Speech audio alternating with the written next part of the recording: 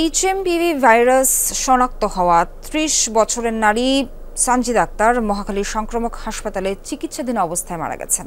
তার শরীরে অন্যান্য নানা জটিলতা থাকায় আইসিইউতে চিকিৎসাধীন ছিলেন। এ নিয়ে আরও জানাতে টেলিফোনে যোগ দিচ্ছেন সহকর্মী রাসেল আহমেদ।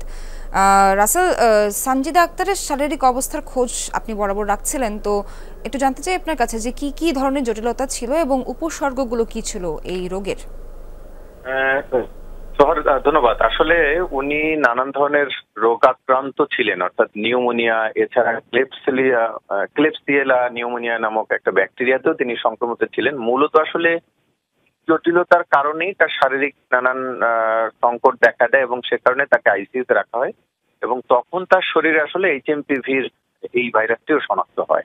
তবে চিকিৎসকরা বলছেন যে এইচএমপিভি আসলে বাংলাদেশে এটি প্রথম নয়, এর আগেও বিভিন্ন সময়ে তারা পেয়েছেন এবং এটিকে অতটা জটিল হিসাবে চিকিৎসকরা মনে করছেন না। সানজিদার ক্ষেত্রে যেটি হয়েছে, চিকিৎসকরা বলছেন যে সানজিদা গতকাল রাতে, অর্থাৎ সংক্রমক ব্যাধি হাসপাতালে তিনি চিকিৎসাধীন ছিলেন গেল কয়েকদিন ধরেই। গতকাল সন্ধ্যার দিকে তিনি মারা গেছেন এবং রাত 8:30টায় তাকে ভৈরবে নিয়ে যাওয়া হয়, তার বাড়ি ভৈরবে, এবং ভৈরবে নিয়ে তাকে এরই মধ্যে দাফন করা হয়েছে। তো এটি সত্যি, তবে তিনি যে এইচএমপিভিতে মারা গেছেন চিকিৎসকরা আসলে সেটি বলছেন না। তারা বলছেন যে তিনি যেহেতু অন্যান্য আরো জটিলতায় ছিলেন, ফলে এই এইচএমপি ভাইরাসটিকে তারা অতটা ডেডলি আকারে দেখছেন না। তারা বলছেন যেহেতু অন্যান্য রোগাক্রান্ত ছিলেন, হয়তো সেই কারণেই তিনি আসলে মারা গেছেন। এখন পর্যন্ত জানাচ্ছিলেন যে তার শারীরিক আরো নানা জটিলতা ছিল। ধন্যবাদ আপনাকে।